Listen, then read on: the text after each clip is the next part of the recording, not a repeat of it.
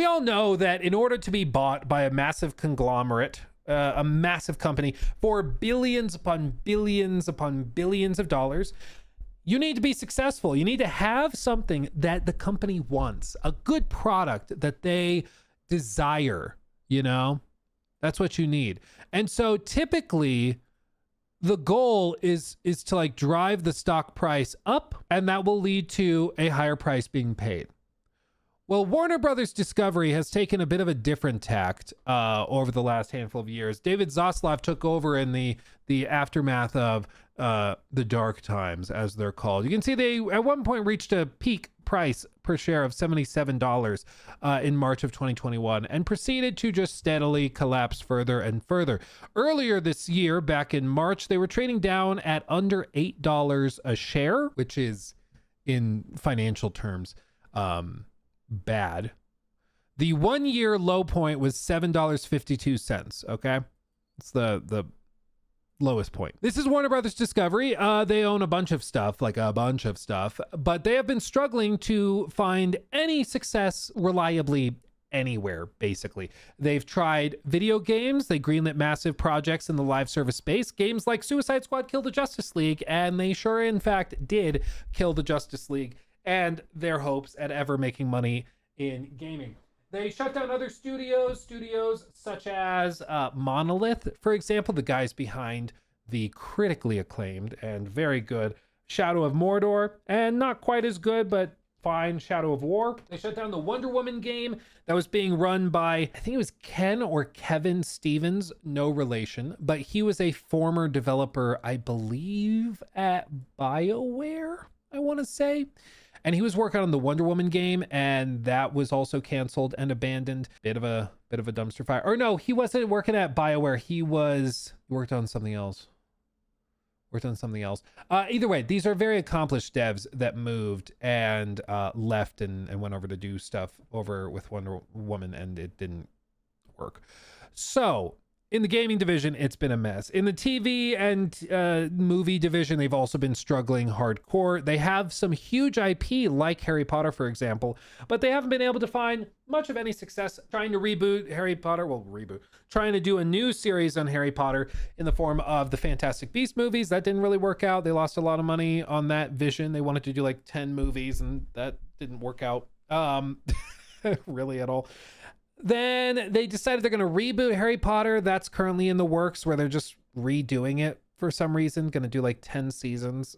Who knows how that works?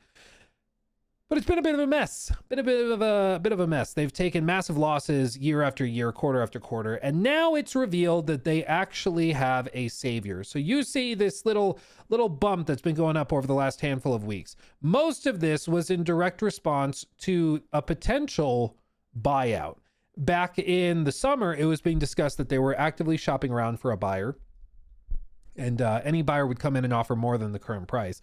It's kind of how you buy out a publicly traded company. So that drives the stock price up a little bit. But today, it was revealed that they actually have an offer, specifically Netflix. They have won the bidding war with an $82.7 billion offer.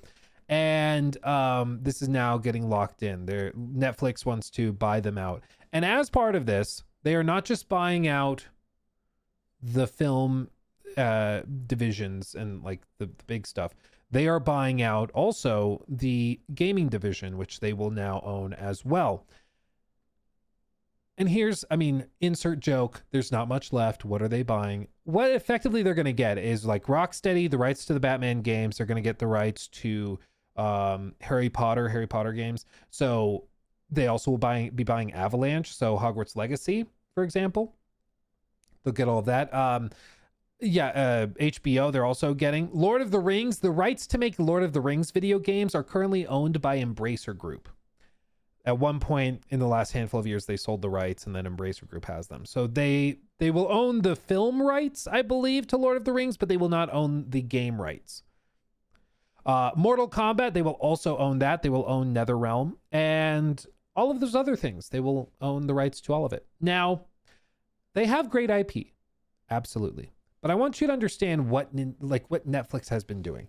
Netflix has been pursuing their own gaming division, which I think is part of the strategy of this. But what are Netflix games? Well, Netflix's game strategy is things like this. So you see they have Red Dead Redemption. They have whatever wrestling game this is, Paw Patrol.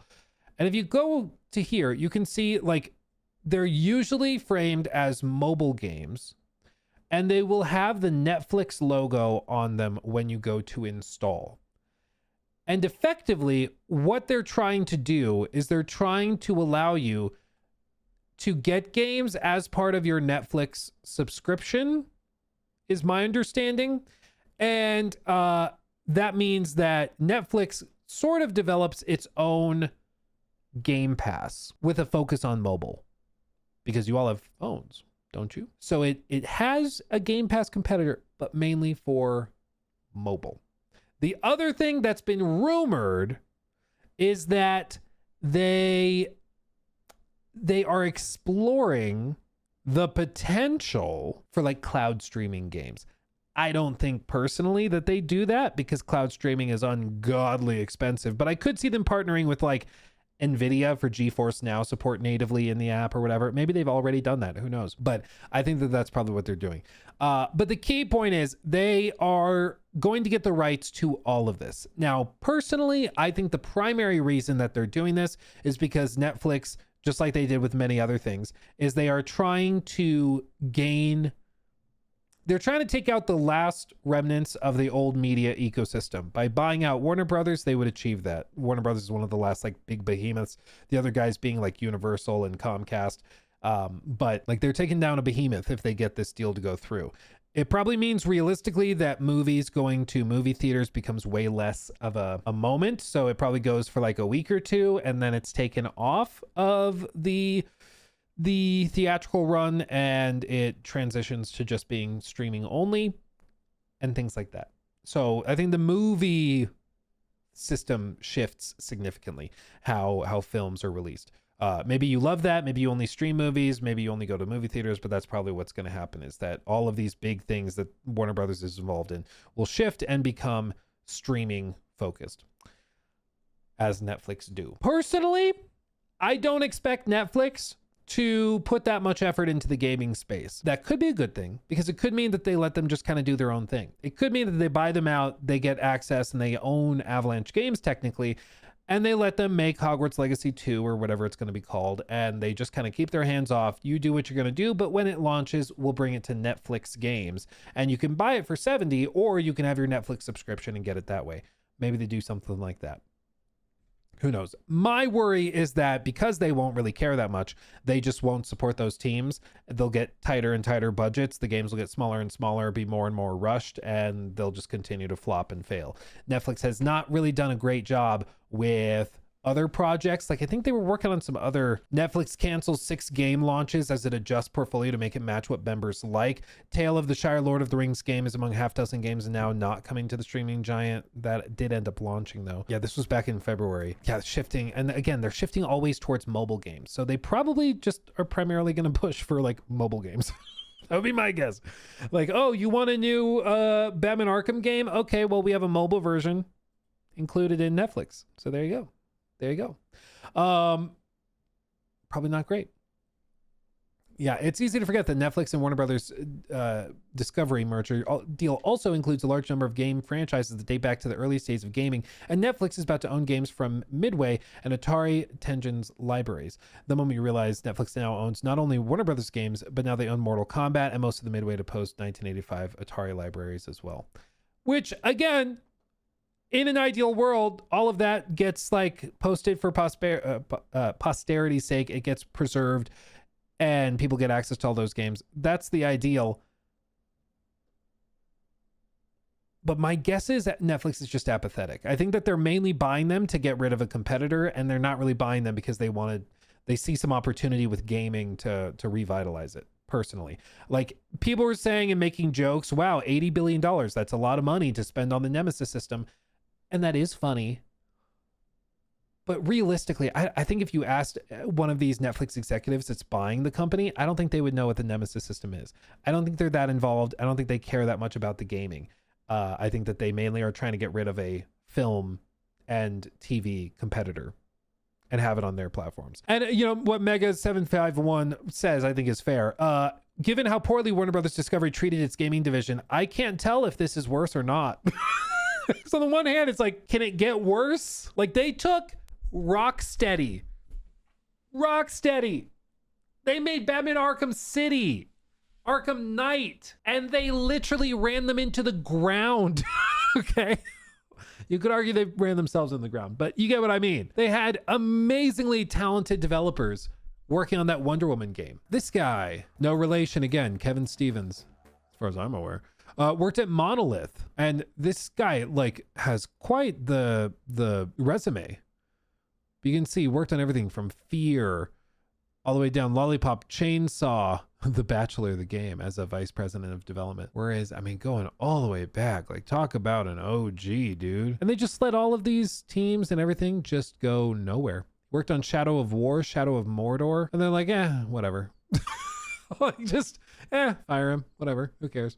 It's just crazy. It's just crazy. So, yeah, it on the one hand, it's like, can it get worse? Maybe not. It might not be possible. But my guess, if I were a betting man, my guess and my bet would be that Netflix just kind of doesn't care. They don't really try. They bring games like Shadow of Mordor and Shadow of War possibly to Netflix games, and they release like mobile game ports, maybe, but even that's a stretch. Realistically, I think they just don't really do much of anything.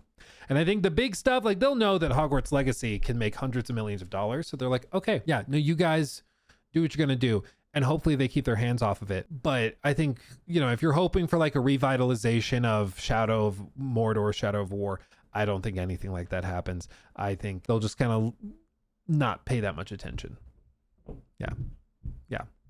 To play on your TV. Exactly. Because again, Netflix's business is not built around people like you and me. It's not built around gamers. They don't really care about us. They care about the 65-year-old grandma who has her Netflix subscription, and that they want to just flood her with content and with stuff to keep her subscribed. So for them, having Bloons TD Battles 6 is probably more valuable than spending millions to put Shadow of Mordor on. Because realistically, if you want to play Shadow of Mordor, are you going to play it through the Netflix app? Are you going to play it through their mobile port or something? Like, you're probably going to play it on your Switch. I don't know if it's on the Switch, or your like Steam Deck or something. It's partly my fault for watching K-pop Demon Hunter so many times. Well, Harley just admitted it. There you go. Damn it, Harley. Damn it. Damn it. Oh, so that's happening. Overall, though, I think for the health of the industry, this is a very bad thing, not just for the gaming industry, but media in general. Consolidation is almost never a good thing. It's the same thing I said back when Microsoft was buying out ZeniMax and when they were buying out Activision Blizzard King. I was like, if I were the God Emperor of gaming, I would not let this deal go through. I would stop it. I think this would be bad. It'll decrease competition. I think they'll continue to mismanage IP. And that largely has happened. Like, it seems to me, at least. But unfortunately for all of us, I am not the God Emperor. Sorry, everybody. I'm just not. So we'll see if they can get the deal to go through. Right now, the stock is trading at like $25, $26 a share. Netflix's offer was for $30. At MR Beard 798, and that's just the gap is just the risk. Qatari riyals and 99 dirhams through Super Chat. And this, ladies and gentlemen, is what we call monopoly. Or what's the management by a few? Oligopoly, a state of limited competition in which market is shared by a small number of producers or sellers. Because there still will be Comcast, there still will be like the big NBC, Universal, whatever, but it's getting very oligopolistic. Use that in Scrabble. There you go. There you go. But yeah, oligopolies are also bad. Also bad. It's like the prime example of oligopoly would be like in the US for most household items. Like if you want to buy face wash or shampoo or deodorant, pretty much no matter what you pick, you're probably buying from the same company. Same with most food. Most foods and food brands in the grocery store are all owned by like two companies. It's not great. He took my thing.